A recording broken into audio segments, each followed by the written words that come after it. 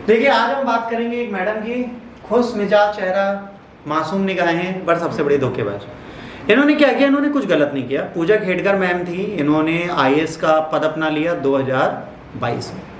ये 24 चल रहा है, मतलब 23 के रिजल्ट से पहले इनका रिजल्ट आया। पूरा घर बड़ा खुश हुआ होगा, खुशियों का मेला लगा होगा, घर के बाहर फूलों के तादे लगे होंगे। और महाराष्ट्र में इनको 1 साल की ट्रेनिंग, क्या होता है यूपीएससी में जब आप ट्रेनिंग करने जाते हो, समझो जैसे मैंने आपका आईएएस की ट्रेनिंग 24 महीने की होती है, राइट? 12 महीने आप यूपीएससी हॉल में रहोगे, राजीव गांधी वाले में, लाल बहादुर शास्त्री लवासना जिसे बोलते हो। इसके बाद फिर आप पता है कहाँ जाओगे, अपनी डिस्ट्रिक्ट में, अपने स्टेट में। उस स्टेट में आप अंडर ट्रेनी आईएएस रहोगे। क्या रहोगे? Trainee IAS.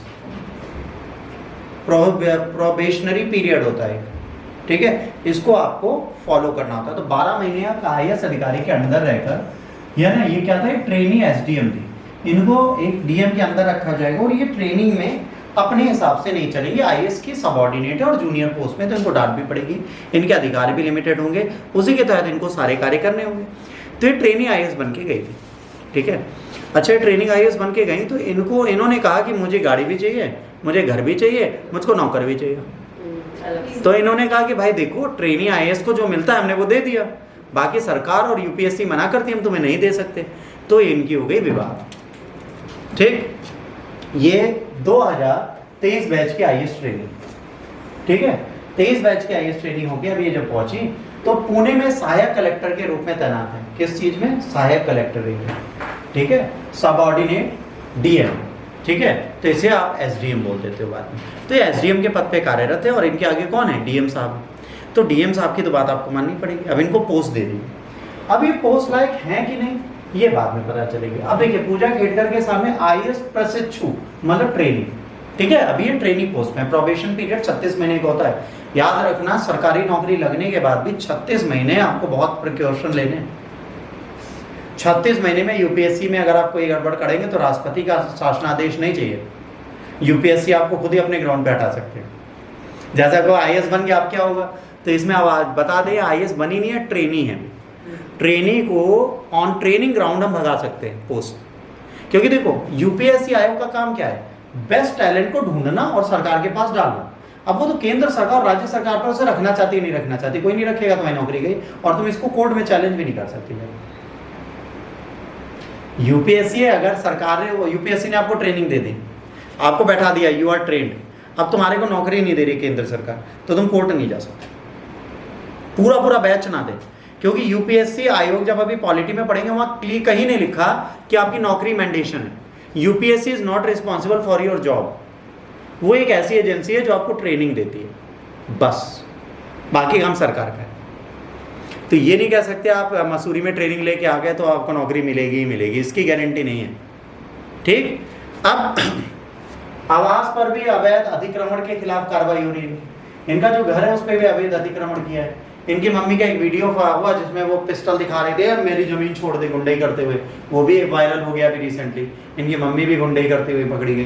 तो इनकी किस्मत हो गई है शनि महाराज की कृपा से अच्छी। अब इनको क्या किया, प्रोबेशनरी पीरियड में थी, इनको मसूरी एकेडमी ने वापस बुला लिया। इन्होंने कहा तत्काल प्रभाव से वापस आइए और आपकी लास्ट डेट है 23 जुलाई। 23 जुलाई से पहले आएंगे, इसके बाद आप यूपीएससी एकेडमी में भी नहीं जा पाएंगे। 23 जुलाई से पहले इनको वहां जाना है।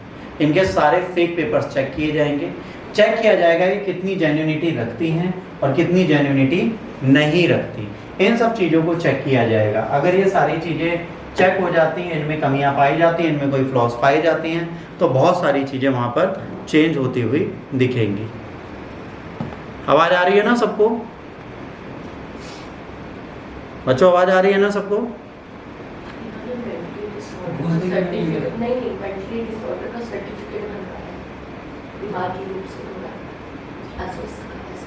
अभी सब बता। अब क्या हुआ देखिए, 2007 में, ठीक है, इन्होंने क्या किया, एमबीबीएस में एडमिशन लिया। किस में एडमिशन लिया?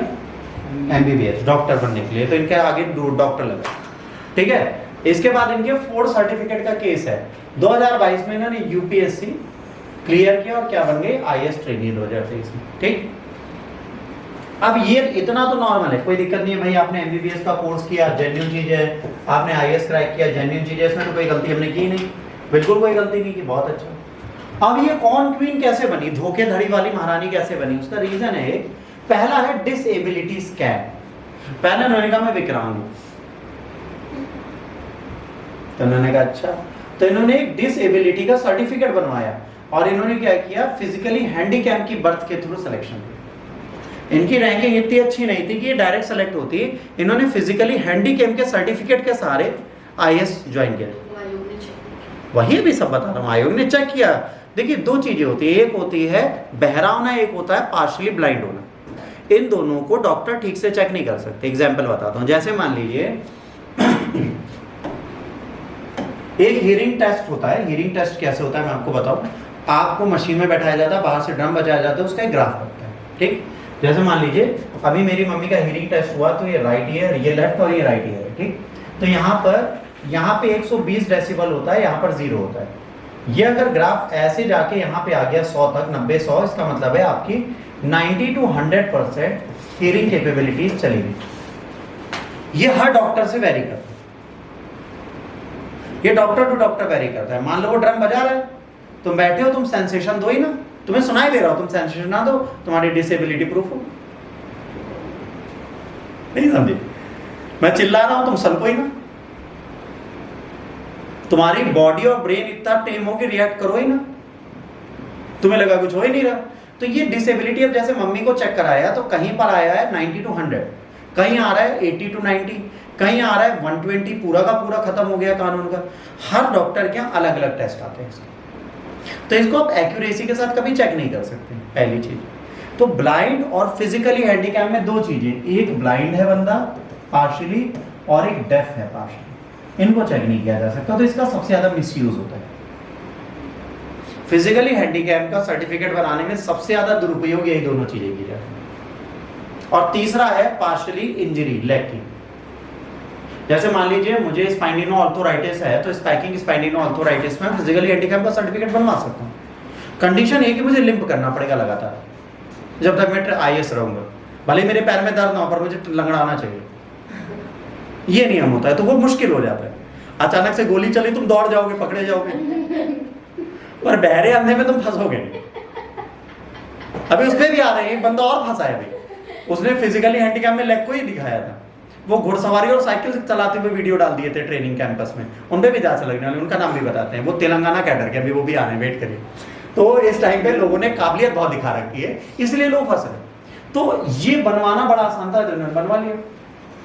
अब आप कहोगे मैम गलत है, मैं बिल्कुल कहूंगा मैम ने जो किया बिल्कुल गलत है, बट प्रॉब्लम ये है ये बनाने वाला सही है।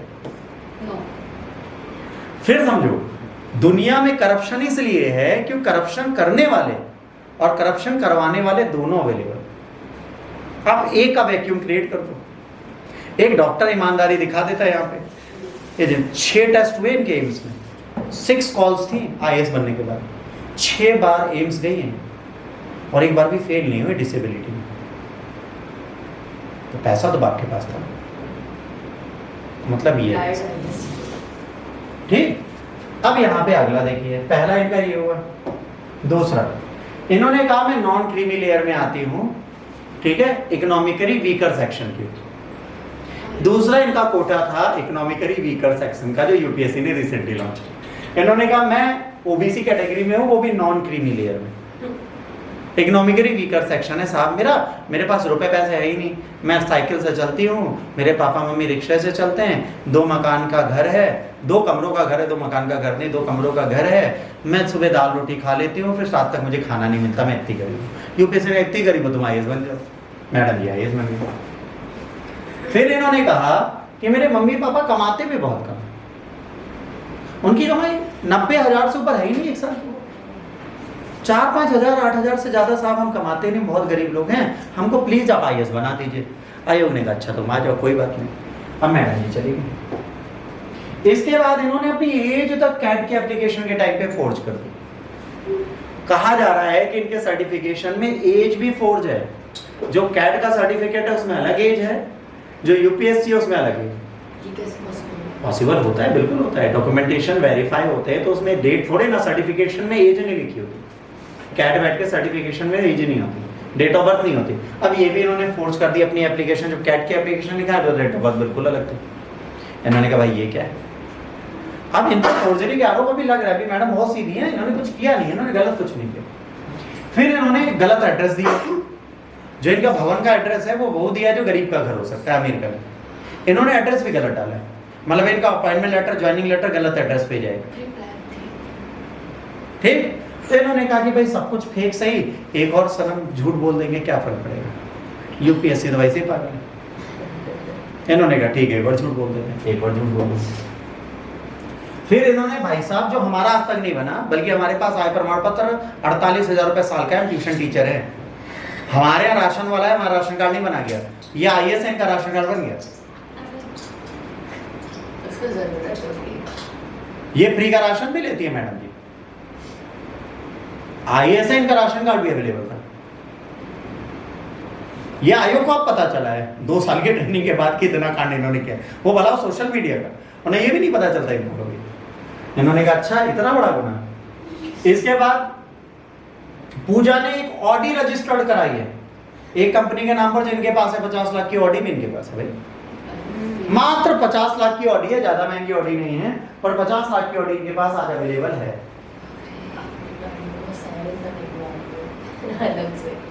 ठीक, अब इन्होंने क्या किया, ये ऑडी तो ली, कोई दिक्कत नहीं, इस ऑडी में इन्होंने डाला जीरा कलेक्ट्रेट, VIP नंबर, और ऊपर बत्ती हो करते हुए दौड़ रहे थे।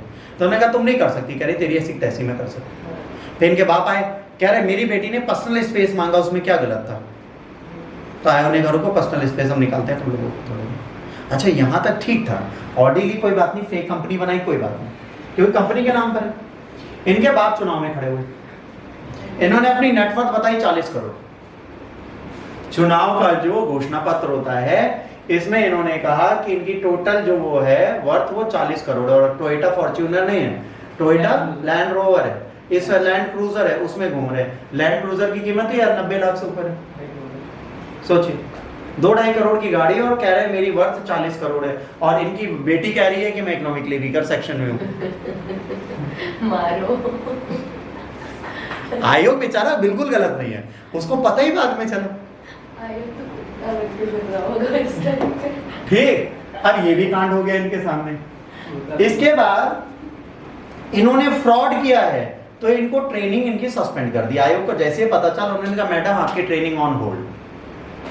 फिर महाराष्ट्र सरकार को लेटर गया कि इनको जिस पद पे डाल रहा है वहां से फ्री कर दीजिए, तो इनको सबऑर्डिनेट SDM के पद से हटा दिया गया है। कहाँ पे थी, पुणे में थी, पुणे से इनको हटा दिया गया। आज ये सस्पेंडेड हैं, आज इनकी सारी सर्विसेज जा चुकी हैं। आयोग ने इनसे कहा है आप चुपचाप 23 जुलाई से पहले कमीशन के अंदर आ जाइए, क्योंकि हो सकता है इनको जेल हो जाए। 99% चांसेस है शी विल बी बिहाइंड बार। नहीं हाँ तो कोई बात, नौकरी तो गई ना। अब यहाँ पर क्या है, प्रोबेशनरी पूजा केटकर मसूरी स्थित लाल बहादुर शासकीय अकेडमी में तुरंत वापस बुलाया गया, और वाशिम जिले में उनका वर्तमान प्रशिक्षण रोक दिया गया, है ना। अब इसके बाद देखो, एक और सुनो ध्यान से। प्रफुल्ल देसाई एक भाई साहब है, इनको एक्यूज किया गया डिसेबिलिटी सर्टिफिकेट के थ्रू इन्होंने UPSC पास किया, और ये एक्टिविटीज कर रहे थे जो लंगड़ी नहीं कर सकते। इन्होंने कहा इनका पैर जो है पोलियो से इफेक्टेड है, इसका मतलब है कि दौड़ और चल नहीं सकते। तो उन्होंने कहा ठीक है। फिर उन्होंने अपने इंस्टा पे, ठीक है, एक बहुत अच्छा वीडियो डाला जो मैं आपको दिखाता हूँ। ये भाई साहब घोड़ा भी चला रहे, साइकिल भी चला रहे, पैर में पोलियो है। घोड़ा चला दोनों नहीं चला सकते। आप घोड़े पर अगर एक भी पैर डिसेबल है, आप क्रॉस करके बैठ ही नहीं पाओगे, सीढ़ी थोड़े ना लगती है घोड़े पे। बैठाने वाले होते हैं। अरे आप हॉर्स ट्रेनिंग कर चुके हो, कर ही नहीं सकते आप बिना खुद के पैर सलामत हुए। मेरी थाइज में हल्का सा दर्द है, मैं घोड़े पे नहीं बैठ सकता। इनका तो एक पैर है खराब था, और साइकिलिंग भी कर लिए बेचारे भाई साहब, मसूरी में बढ़िया। और गलती क्या करी, वीडियो भी डाल दी, और सोशल मीडिया लग गया इनके पीछे। पहले इनकी रिसर्च करी, ढूंढा कैसे IAS बने थे, उसमें लिखा था फिजिकली हैंडीकैप है भाई साहब। फिर इन्होंने कहा कौन सा हैंडीकैप है, हाथ पैर मुंह नाक गला कान सारा पता है। हमारी social media is the very good media, ये न्यूज चैनल से ज्यादा तेज है। इन्होंने ढूंढा, रे इसने तो पोलियो का पैर बनाया था, बस इनके ऊपर भी आयोग की जांच लगेगी आने वाले टाइम पे। ये भी गए, इनका भी जीवन समाप्त। तो भाई इन पे भी क्रिटिसिज्म आ गया, सोशल मीडिया ने बहुत कुछ लिख दिया। अब देखो, Praful Desai cycling and horse riding trigger controversy, cycling और हॉर्स राइडिंग कर रहे थे, है ना। Denies allegation, cites medical report confirming disability. आप कह रहे हैं एलिगेशन लग रहा है कि भाई इनमें डिसेबिलिटी थी तो साइकिल घोड़ा कैसे चला दिया। Says physical activities was the part of his training programme. अभी क्या कह रहे हैं, जो फिजिकल एक्टिविटीज ट्रेनिंग का प्रोग्राम था इसलिए मैंने किया। अच्छा, प्रफुल्ल देसाई फिर तेलंगाना बेस्ड थे, इन्होंने भी ये काम किया है। पूजा खेड़कर के बाद ये भी फंसे दिख रहे हैं।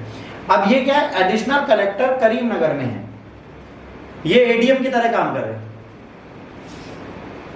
वो सबऑर्डिनेट डीएम थी या एडीएम है, इनकी भी नौकरी जाने के कगार पे आ गई। तो अभी देखिए देसाई साहब के चक्कर में और खेड़कर के चक्कर में कितने लोगों की नौकरी जाती है। अब बात आती है व्हाट नेक्स्ट, अब क्या किया जाएगा इनके साथ। इनके साथ ज्यादा कुछ नहीं किया जाएगा। इनको पहले तो नौकरी से बर्खास्त किया जाएगा पूजा मैम, और नौकरी से ऐसे नहीं हटाया जाता, एक कमेटी बनाई जाएगी। उस कमेटी में इनके सारे डॉक्यूमेंटेशन रीवेरीफाई किए जाएंगे, सारे डॉक्यूमेंट्स, मतलब हाई स्कूल से लेकर अभी तक इन्होंने जितने कांड किए हैं सब रीचेक होंगे। मतलब इस टाइम पे हर कॉलेज, हर स्कूल, हर आयोग के पास आयोग जाएगा, एक कमेटी बनाएगा, इनकी सारी चेकिंग होगी। तब तक ये मसूरी में बैठे, खाना पीना खाए, आराम करें। अगर ये फेक निकलती हैं तो forgery, corruption and misuse of the power के चक्कर में जेल भी जा सकती है, नौकरी तो जाएगी। फिर प्रफुल्ल देसाई भाई साहब, अगर मेडिकली ये प्रूफ हो जाता है कि इनके लेग में पोलियो नहीं है तो ये भी जेल जाएंगे और इनकी भी नौकरी जाएगी। क्योंकि आयोग अगर सोशल मीडिया की चीज़ों को सीरियसली ले रहा होगा तो प्रफुल्ल देसाई भी वापस बुलाए जाएंगे और इनकी पुनः टंगड़ी की जांच होगी। और देखो, आंखों से अंधा बनना और कान से बहरा बनना आसान है, पैरों से लंगड़ा बनना मुश्किल है। यह हमेशा याद रखना, इन्होंने गलती कर दी, पैरों से लंगड़े बने। अंधा होना, तुम 80% ब्लाइंड हो या 60% ब्लाइंड हो, अब गोली तो दिख जाएगी ना जब आएगी तो पास। अब बहरे नहीं है ना, अंधे ही है ना, अब आ जाएगी इधर हट जाएंगे, हाँ लॉजिक समझो। और अगर बहरे हो अंधे नहीं हो तो गोली दिखेगी इधर हट जाएंगे। भागने का मौका है पर लंगड़ा तो भाग ही नहीं सकता, गोली चली, वो रेंग रहा होगा, पॉसिबल नहीं है। तो भाई डिसेबिलिटीज लॉजिकली बनाओ, इलॉजिकल डिसेबल। देखो इरा सहगल आईएएस टॉपर बनी 2012-14 में, तो उनका एक रीजन था, वो 14 की टॉपर है, उनका एक रीजन ये अच्छा लगा मुझे कि वो सच में पूरी बॉडी उनकी खराब है, पूरी बॉडी। इरा सहगल आईएएस टॉपर थी, उनको देखिए पूरी बॉडी उनकी। अब तो उन्होंने क्या बोला, उन्होंने ये बोला, एक बहुत अच्छी लाइन इरा सहगल की आज मुझे लगी। उन्होंने बोला कि एक फिजिकली हैंडीकैप बच्चे को अगर 5 किलोमीटर दूर स्कूल जाना होता है ना, उसकी वो सफरिंग कोई नहीं समझता। जो फेक डॉक्यूमेंट्स बनाते हैं उनको ये नहीं पता कि 5 किलोमीटर स्कूल जाने में कितनी मेहनत है एक फिजिकली हैंडीकैप बंदे के लिए, और अगर उसकी क्लासरूम 2 फ्लोर ऊपर है, उतना चढ़ने में उसे कितनी तकलीफ होती है। ये समझने वाले रिजर्वेशन ले तो समझ में आते हैं। समझिए, आप रिजर्वेशन ले रहे हो इलॉजिकल, कुछ भी नहीं है, आप नॉन क्रीमी लेयर में आ जा रहे हो, आप ऐसे काम कर रहे हो। जैसे मान लीजिए हमारी कोचिंग में कोई बच्चा हो, वो किसी एग्जाम के थ्रू नॉन क्रीमी लेयर में आ जाए, उसके माँ बाप बहुत कमा रहे हैं, और कल को पता चल जाए, उसकी पूरी की पूरी वो एकेडमी जीरो कर दी जाएगी। जैसे मान लीजिए मैं एक पीएचडी में एडमिशन लूँ और मैं नॉन क्रीमी लेयर बन जाऊँ जनरल में होकर, और मेरे को एडमिशन भी मिल जाए, मेरे को सीट भी मिल जाए, और उसके बाद पता चल जाए नॉन क्रीमी लेयर में नहीं है, तो एजुकेशन एकेडमी क्या करेगी? आपका एडमिशन नल कर देंगी। जब नलीफाई उसे कर दिया तो आपकी एकेडमी में जितनी पढ़ाई थी सारी डिग्री वेस्ट। तो पूजा के साथ अगर ये हो गया तो डॉक्टर नहीं रहेंगी, इनका ग्रेजुएशन फेक निकल गया तो ये अप्लाई करने लायक ही नहीं रहेंगी। अगर एज डिसअप्रूव हो गई तो ये वैसे ही खत्म। तो इनके चांसेस दोबारा आईएएस पद पे आने के तो नहीं। बाकी मैजिक कैन हैपन, इस दुनिया में सबसे अच्छी चीज़ है जादू बहुत होते हैं, हो सकता है एक जादू और हो जाए।